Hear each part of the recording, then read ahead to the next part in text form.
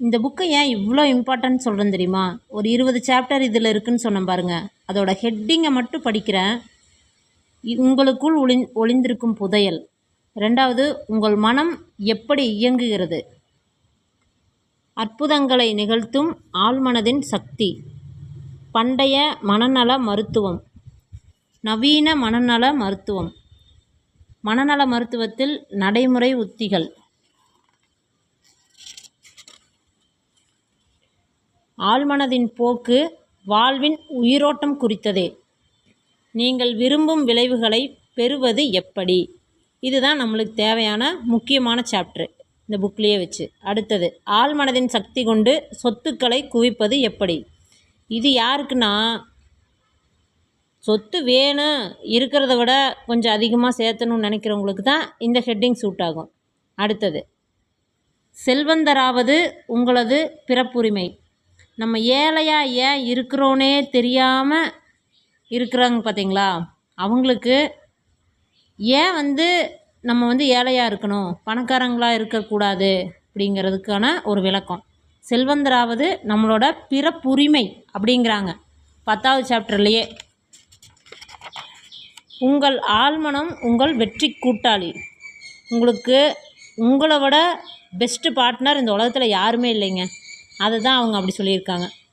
அறிவியல் அறிஞர்கள் ஆழ்மனதை எப்படி பயன்படுத்துகின்றனர்.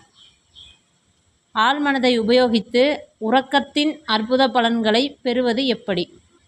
ஆழ்மனதை உபயோகித்து இல்லற பிரச்சனைகளை தீர்ப்பது எப்படி. ஆமாங்க, இது எல்லாத்துக்குமே சொல்யூஷன் இருக்குது பாருங்க. இதில் ஆழ்மனத்தை உபயோகித்து மகிழ்ச்சியாக இருப்பது எப்படி.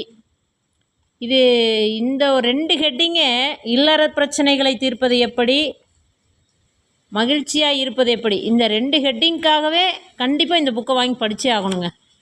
ஏன்னா முக்கால்வாசி பேர் கல்யாணமானவங்க இதுக்குள்ளே தாங்க சிக்கி சின்னாபின்னமாயிட்டிருக்கிறோம். ஆழ்மனதை உபயோகித்து இணக்கமான மனித உறவுகளை உருவாக்குவது எப்படி. ஆழ்மனதை உபயோகித்து மன்னிக்கும் மனநிலையை பெறுவது எப்படி. ஆழ்மனதை உபயோகித்து மனத்தடைகளை களைவது எப்படி.